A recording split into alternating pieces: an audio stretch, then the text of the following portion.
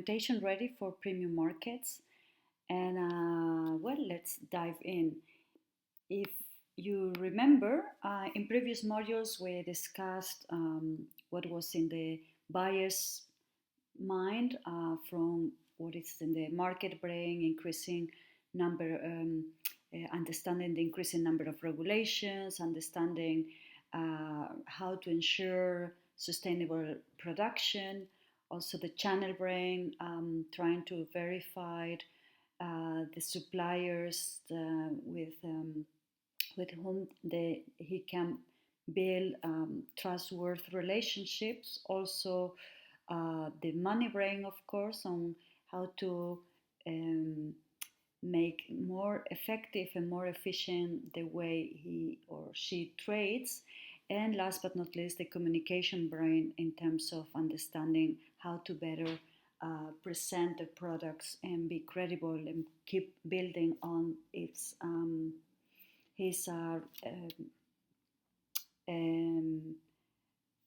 branding.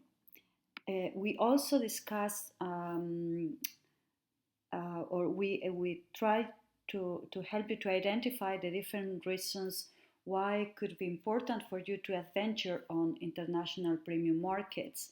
If you remember, we discussed, and if not, you can see it in the previous video, the different actors in your supply chain. Also, the different, very briefly, we went through the legal constraints to get to the European market. And we almost left it in trying to identify the documents that the European buyer might need from you.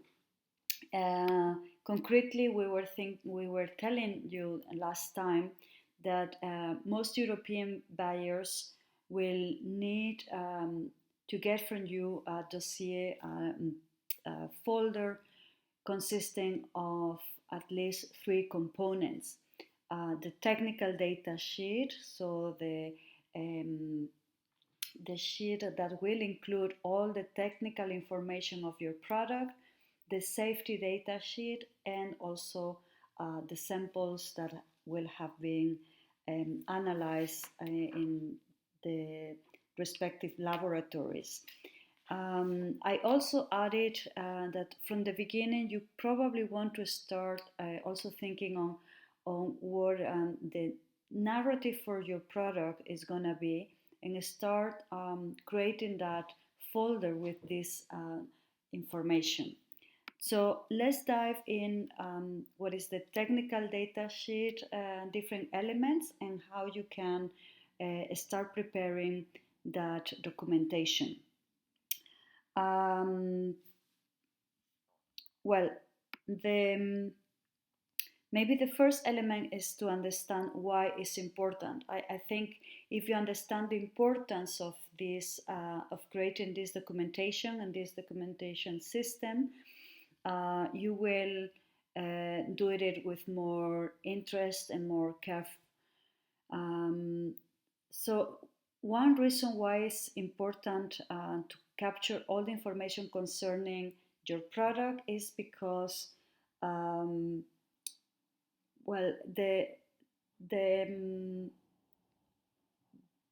most serious buyers will depend on this information to start talking with you. So it's almost like a prerequisite, not because they want to make your life difficult, but actually because they need to determine if the quality of your product is suitable for them and for the markets, for the customers they are targeting. So you also need to empathize with the situation the buyer is facing.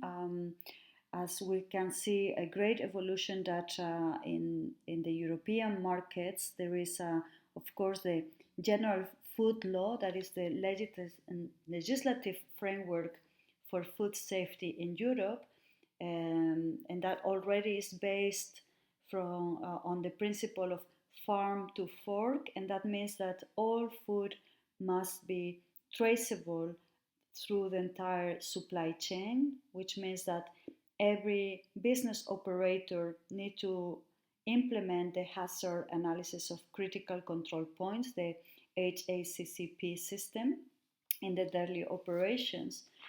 But as important or as the mandatory requirements established by the law, we see that the private requirements are becoming or have become equally important than the mandatory requirements. And therefore, if, for example, you will face that in some cases it is not enough to meet the legal requirements, let's say for pesticide residues, but actually you will need to comply with whatever limits the retailers in certain countries have decided to impose to their buyers, and therefore the buyers is transferring that demand onto you.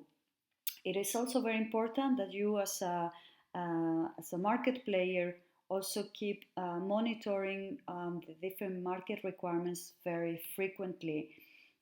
Just to give you a hint, for example, only in the year 2019, there were nearly 80 different pesticide residues that changed over the years. So that means that you, as an actor in the supply chain, needs to be frequently monitoring the evolution of the market requirements. So that's also to put in context that is not something that comes out of the blue from the mind of the buyers, but is because in the European market, the private requests have become as important as the mandatory requirements by the law. So we have the food safety certification as the basis for entering in the European market. And probably we will need to discuss in a different video the different certification systems depending, or at least the most popular ones for example, fruits and vegetables. And in addition to those food safety initiatives or certificates, you will also have the need for physical approval of the product. So that's the origin of the technical data sheet, to have, let's say, like one identity card where all the information about your product is there. So let's split the content of that identity card of the product. The first element, the first component of the first piece of information for that identity card is the identification of the origin of the product. So the technical data sheet always starts with the right identification of the product. It is true that usually you will have like the International Code of Nomenclature as being your reference, but to be sure that you are using the right nomenclature, the right name for your product, is highly recommended that you ask an expert on botanics that can give you all the details. The reason why the TDS is asking for this very concrete and unambiguous identification of the product is because it prevents misunderstandings between you and your buyer. Maybe you are talking about I don't know, a type of nut or a type of pepper, and the buyer is understanding something else. So to make sure that you avoid misunderstandings, you always refer to the actual International Code of Nomenclature.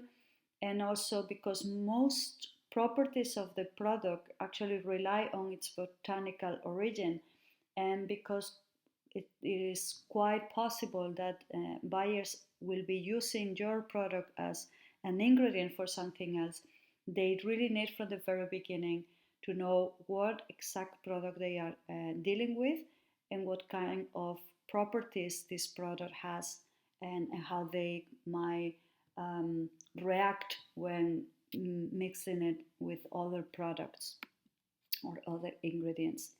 The other element of the TDS is the availability of your product. You need to start already from now, or probably you already have it, collecting information on when is the harvesting season or seasons if it happens several times during the year, and when is your product available through the year. So it's very important that you start recording these spaces. Also because with the change in climate and season, that we might observe variations, and if you have recorded background, you will be in a better position to explain what is going on and in any given circumstance. The third element of the TDS is the description of the processing of the raw materials. This is a very important element for buyers because it helps them to understand how serious and rigorous you are in terms of managing the quality of your product. So if you pay attention at describing with rigor the different elements of the way you process the raw material, that will give a very good impression to the buyers about the way you handle it, the way you handle the product and the quality of the product, the potential risk, and so on.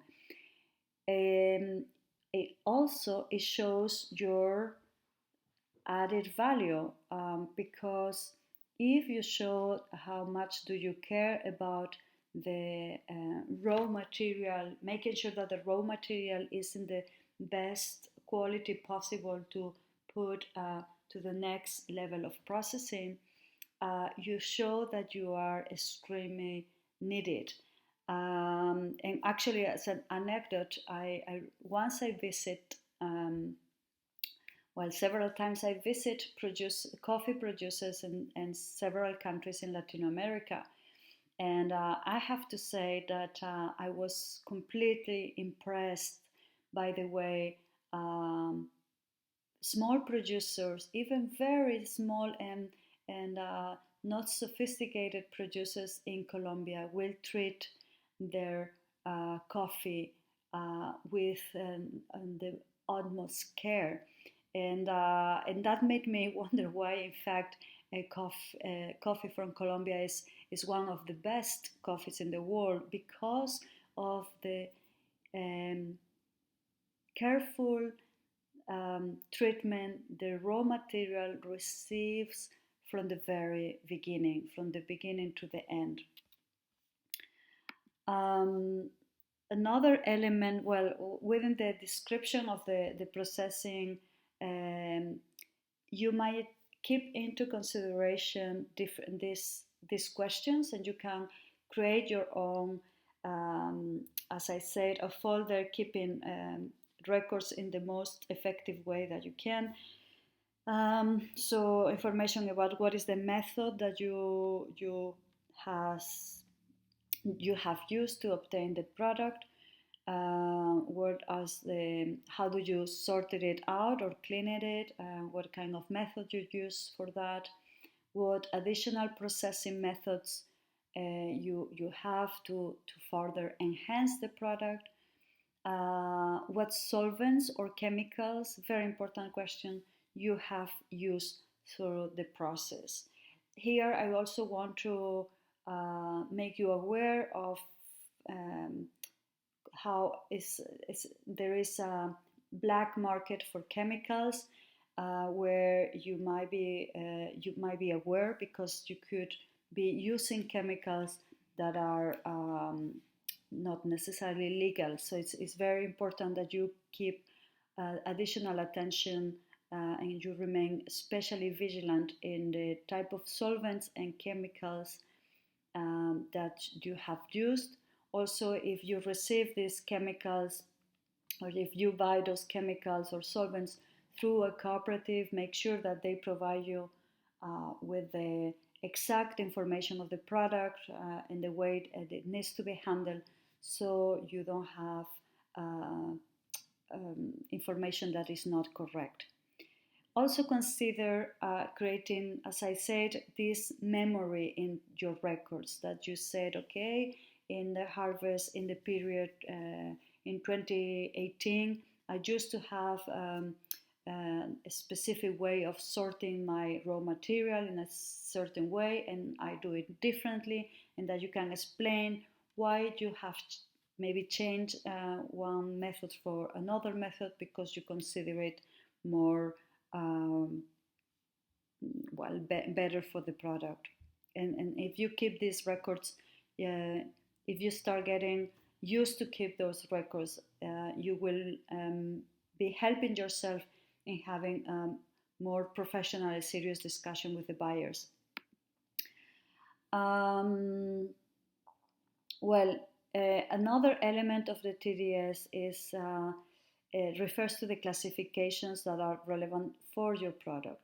This is very complex, and that's why I think it's quite important to have the support of an external consultant or external laboratory maybe that can help you, because there is a lot of different classifications depending if your product is going to have to be applied for a sector than for another sector.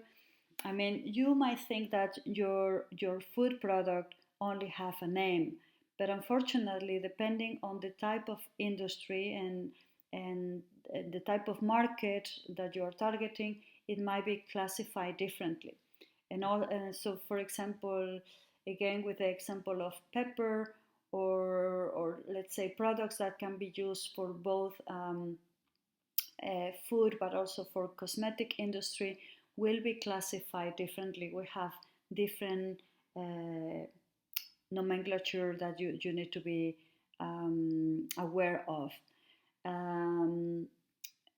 Nevertheless, even if it's complex, I think it's very good to keep it from the beginning, because that gives additional information to the buyer that makes your product and your company and your business more attractive, because it shows, first of all, that you have done the homework, so you actually know what is going on, what is the potential of your product, and you know the different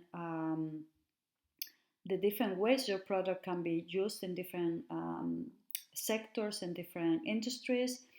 And therefore, and then be aware that, for example, depending if you are getting access to the US market or the European market, the type of terms are different. Another element of the TDS is the information concerning the physical analysis and the chemical analysis. We said already that the food safety certification has become requirement, even if it's for getting access to the European market, even if it's not mandatory by law. The private sector has made it as a prerequisite. However, as important as this food safety certification, that you will have it without exception, is the fact that is this physical approval of the product, is the physical analysis that you need to incorporate a certificate from an accredited laboratory, and that certificate serves as a proof for the buyer to understand that you are capable to produce a product with the specifications that you claim at any time that the product is demanded. Please also notice that the common practice in Europe is that you need to deliver. So here I only talking about the TDS, the first TDS, let's say, where you are getting prepared, getting ready to approach buyers. However, usually the negotiation talks are gonna last longer. And it is common practice that when you accompany with the, let's say, with the first sample, or even once the contract has been signed and you deliver the product, you will need to accompany that delivery with um, with the documents from accredited laboratories that are not older than 6 months. So this is very important. You will need to do physical analysis and chemical analysis in a quite regular way, like maybe twice a year. Um, and yeah, it's it's something that is cumbersome, but that is demanded. And for you, it's very important that you get to identify what are the laboratories that are accredited and well accepted by the markets you are targeting. So here you have a little bit the situation, the chicken and egg dilemma, because if you haven't yet um, identified the potential buyers, you might not be sure of which laboratories have the adequate are accredited or have the adequate reputation for the market you demand. But okay, you can figure it out maybe by asking support from other companies that have already access to different markets, that can tell you exactly which laboratories you can use. Another element of the TDS is about storage conditions, also very important, because as you can imagine, it is at this moment where many impurities can get to the product, many fungi, and the use of chemicals and chemical residues and there is non-desirable residues can be important here. So that's why you need to keep the records on the best storage conditions that you have, and also indicate how you maintain that best quality through the year in all circumstances, whether it's dry or rain weather, whether it's in the peak season or in the low season, that you have a plan and you can describe it on how you manage the storage conditions, how you manage, how you ensure that all product and new product are not mixed up and things like that. That also relates to the second point of indicate your product shelf life, indicate for how long your product could be in good conditions to be eaten. Very important. I can tell you that as an anecdote, I bought Togger nuts from, was really,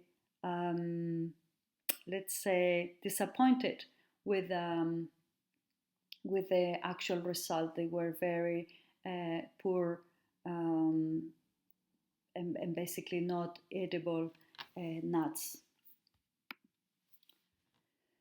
The number 7 relates to identify the potential applications. We already mentioned that most of the buyers may use your product as an ingredient for other products, and therefore it's very important for them to understand what are the potential applications. We already discussed a little bit about it. So just if you are already aware of potential applications of your ingredients, this will be very well perceived by your buyers. And last but not least, the list of your certificates. That's also an element of the TDS. And there you should include only the certificates that relate to your product, and not certificates that relate to the company. So you should not include certificates that relate to, let's say, food safety management systems. You include certificates that are relevant or will describe, again, the technical data of your product. Um, okay, I think we can leave it here. Thank you very much for listening and watching, and I really looking forward to having very interesting discussion afterwards. Thank you.